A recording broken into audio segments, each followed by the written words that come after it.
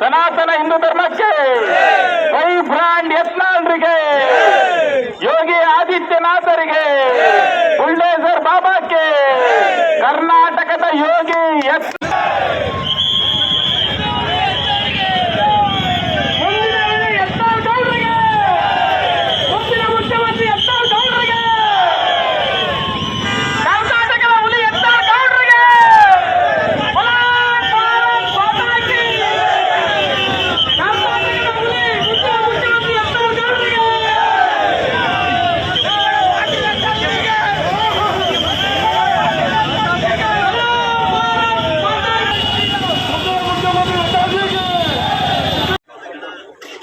ನಾಡಪ್ರಭು ಕೆಂಪೇಗೌಡರವರಿಗೆ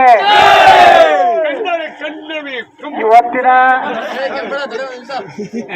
ಶ್ರೀ ಸೌಮ್ಯ ಕೇಶವ ಸ್ವಾಮಿ ದೇವಸ್ಥಾನದ ಪವಿತ್ರ ಈ ಪ್ರಾಂಗಣದಲ್ಲಿ ಸೇರಿದಂತ ನಾಗಮಂಗಲದ ಎಲ್ಲ ನನ್ನ ಪೂಜ್ಯ ಹಿರಿಯರೇ, ಯಾಕಪ್ಪ ಎಲ್ಲ ತಾಯಂದಿರೇ, ಹಿರಿಯರೇ, ಅಣ್ಣ ತಮ್ಮಂದ್ರೆ, ನನ್ನ ಎಲ್ಲ ಸಮಸ್ತ ಹಿಂದೂ ಬಾಂಧವರೇ, ನನ್ನ ಯುವ ಮಿತ್ರರೇ, ಬಹಳ ಸಂತೋಷ ಆಗ್ತಾ ಇದೆ. ಇವತ್ತು ಕರ್ನಾಟಕದಲ್ಲಿ ಒಂದು ಹಿಂದುತ್ವವನ್ನ ಉಳಿಸಬೇಕನ್ನುವಂತ ಚಿಂತನೆ ಇಡೀ ರಾಜ್ಯದ ಜಾತಿ ಮತ ಬಿಟ್ಟು ಎಲ್ಲರೂ ಒಂದಾಗ್ತಾ ಇದ್ದಾರೆ.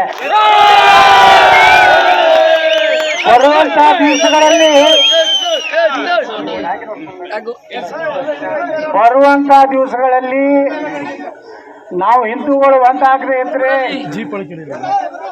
ಹಿಂದೂ ಸರ್ಕಾರ, ಹಿಂದೂ ಪ್ರತಿನಿಧಿಸುವಂತ ವ್ಯಕ್ತಿ ರಾಜ್ಯದ ನೇತೃತ್ವ ತೆಗೆದುಕೊಳ್ಳದಿದ್ರೆ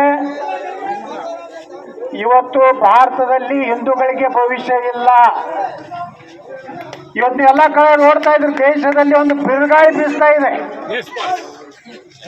ಈ ಜಾತ್ಯತೀತ ಅನ್ನುವಂತ ನಕಲಿ ಡೋಂಗಿಗಳು ಇವತ್ತು ಕರ್ನಾಟಕದಲ್ಲಿ ಸರ್ಕಾರ ಇದ್ರೆ ಅದು ನಮ್ಮ ಸರ್ಕಾರ ಅಲ್ಲ, ಅದು ಹಿಂದೂಗಳ ಸರ್ಕಾರ ಅಲ್ಲ, ಅದು ಒಕ್ಕಲಿಗರ ಸರ್ಕಾರ ಅಲ್ಲ, ಅದು ಲಿಂಗಾಯತರ ಸರ್ಕಾರ ಅಲ್ಲ, ಅದು ದಲಿತರ ಸರ್ಕಾರ ಅಲ್ಲ, ಅದು ಹಿಂದುಳಿದ ಸಮಾಜದ ಸರ್ಕಾರ ಅಲ್ಲ ಬಂಧುಗಳೇ, ಅದು ಕೇವಲ ಮುಸಲ್ಮಾನರ ಸರ್ಕಾರ. ನಮ್ಮ ಸಿದ್ದರಾಮಯ್ಯನವರು ಬಾಯಿ ತೆಗೆದ್ರೆ ಸಾಬ್ರು ಸಾಬ್ರು,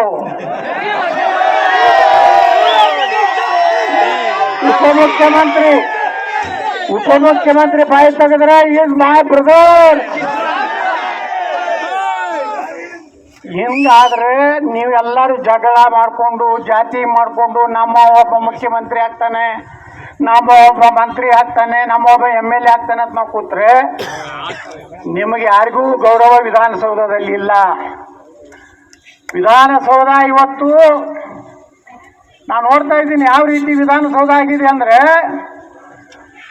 ಮೇಲೆ ಗ್ಯಾಲರಿ ಹತ್ತಿದೆ, ಆ ಗ್ಯಾಲರಿಯಲ್ಲಿ ನೋಡಿಬಿಟ್ರೆ ಇದು ಕರ್ನಾಟಕ ವಿಧಾನಸಭೆಯಲ್ಲಿ ಎಲ್ಲಿವರೆಗೆ ಬಂದಾರೆ ಕೀಳ್ಮಟ್ಟಕ್ಕಂದ್ರೆ, ಮೊದಲೇನು ಹೇಳ್ತಾ ಇದ್ರು, ಮುಂದಿನ ಜನ್ಮ ಏನಾದರೂ ಇದ್ದರೆ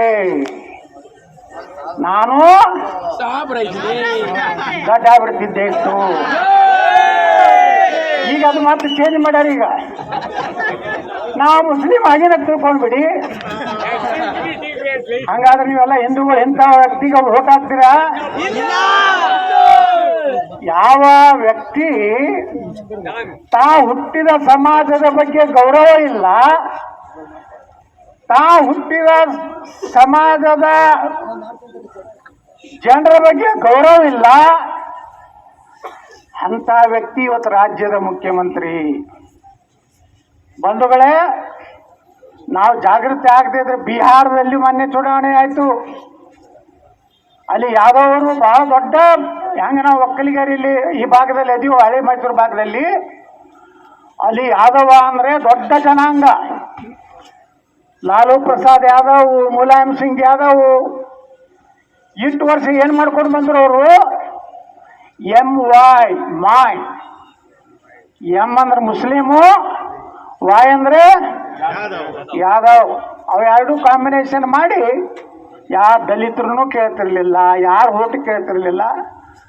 ಸುಮಾರು 20-25 ವರ್ಷ ಬಿಹಾರವನ್ನು ಲೂಟಿ ಮಾಡಿ, ಕನಿಷ್ಠ ಎಲ್ಲಿವರೆಗೆ ಲೂಟಿ ಮಾಡಿದ್ರಂದ್ರೆ ನಮ್ಮ ಗೋಮಾತೆಗೆ ಹಾಕುವಂಥ ಮೇವನ್ನು ಸಹ ಲೂಟಿ ಮಾಡಿ ತಿಂದ್ಬಿಟ್ರು. ಅಂದಾಗ ಜನ ಇವತ್ತು ಪರಿವರ್ತನೆ ಮಾಡಬೇಕಾದ್ರೆ ನೋಡಿ